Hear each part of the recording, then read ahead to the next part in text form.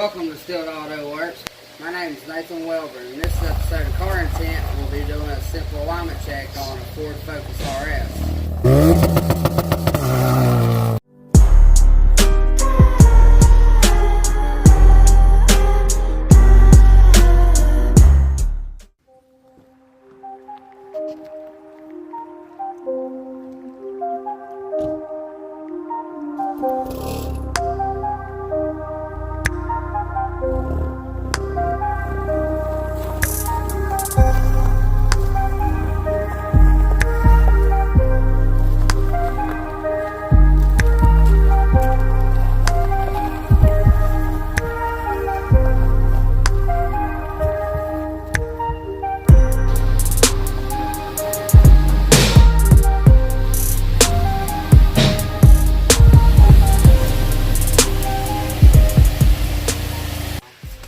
Alright, so we're here at Distilled Auto Works, home away from home. Another thing you might want to do to a car that you buy used is go have the alignment checked. We actually happen to have one of the newest Hunter alignment machines around, so I figured I'd bring it down to the shop, have the alignment checked. Alignments can tell you a lot about a car, the way it's been treated, the way it's set up, so I'm going to show you how to do a simple alignment check with our suspension man, Nathan Welburn.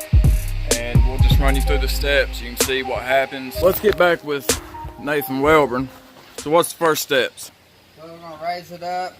90% of the time we would check the suspension parts, but in this case we know everything's tight and good. We're just going to do a little rollover and show you what happens. Okay. So here's the alignment rack, the Hunter alignment rack. And here's the key part to it, the Hawkeye system. But we'll get into this part just a little bit. So Welburn's raised it up. Yep, and then I want to get all the way up to the edge of the plate so that when I do my roll forward compensation, I get a perfect, accurate alignment check. Which you can see right now I'm about an inch away from, but most importantly, we got to get the car's information. Okay, so he's talking about these plates right here. These plates float like an air hockey table. It allows your wheel to pivot any way it needs to show your true alignment. Exactly.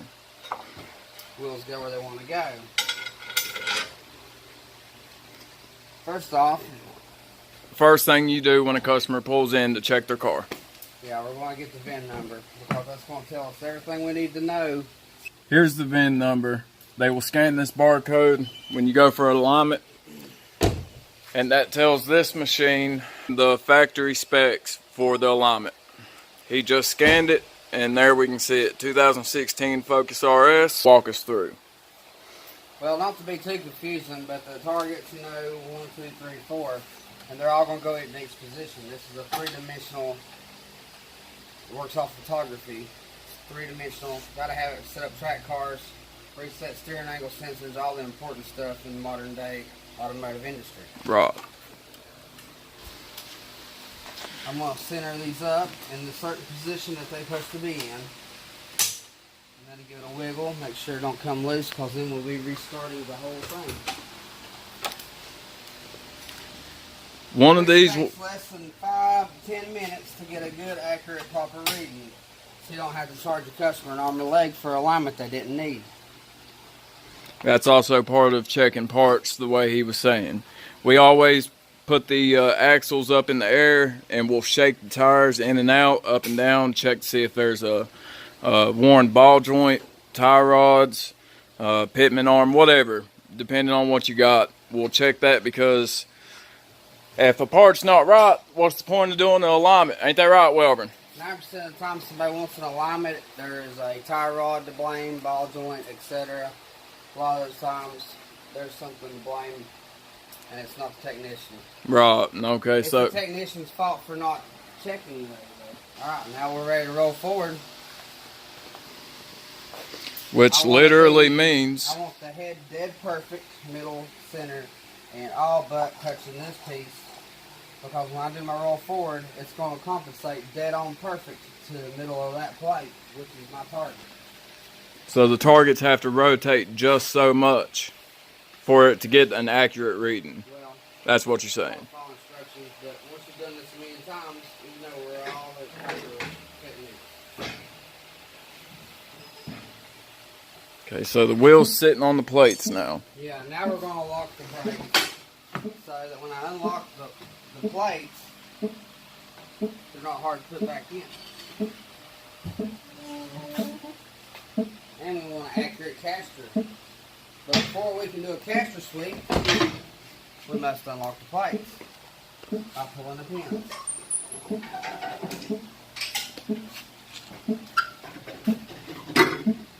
And that frees up the plate so the wheel's natural alignment so the wheel is not bound up at all. None of the suspension parts are bound up. It can show you what its true alignment is. That's why that floats. We also have pins on the back. And always make sure you do it before you pull up. Ain't that right, Wilbur? No, that don't matter, actually. It's because the car wants so much negative camber that it's pushing on it, right? Exactly. So this is a sports car. Negative camber allows your wheel to be like this and turn in when it loads up so that it gets the most contact patch on the road. If I do a caster sweep, caster is where the wheel is here, forward to back in the wheel well. This tells us whether the car's been wrecked,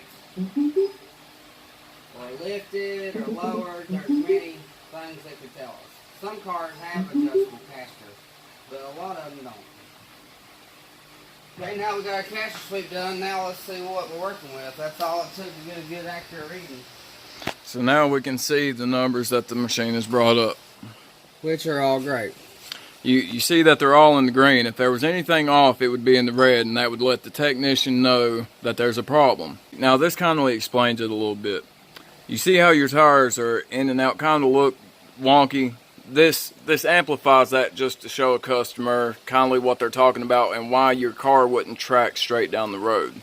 So Ford, everything's green. So Ford calls for this spec. This is within their allowable degrees or tolerance for what these cars came out stock. So you're looking at about a 1.5 degree negative camber up front, which is pretty aggressive for a street car, but this is also a performance car, so you'll see that on this. But everything looks good. See, I can actually click the wheel and look at the dimensions it's supposed to have to work with. Or I can come back. So this machine is pretty amazing. Okay, so this is the Hunter Hawkeye 3D Elite. It's pretty expensive system.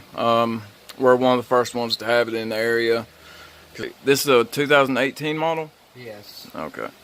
So, but let me show you. I just want to show you a few things that you can do. Now, if you're a track enthusiast, gearhead, you're going to know a lot about these numbers, and you're going to have, a way you want your car set up. From frame angle to ride heights to advanced handling values, which is pretty cool.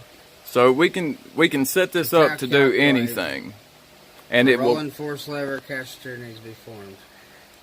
So we can set your car up for anything. This can tell you this machine can tell you your wheelbase, your width. This is what the machine's actually looking at. So you see how it's flashing. It's photography. Okay, so it's actually taking pictures of these targets, and you can actually see that now, that they are cameras and they're pulling pictures. And you see how I'm blocking it? Yeah. You see how it's just going crazy? God bless, that's Wolverine. Look, that's like catching Wolverine on one of those outdoor cameras. God bless. Oh God, did you see it? There was. I'm gonna slow that down. There's Bigfoot.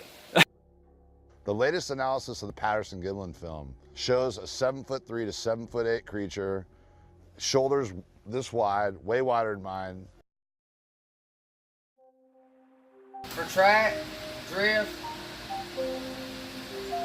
drag, come by to Still Auto Works today. We'll give you a complimentary free alignment check. You mentioned this video according to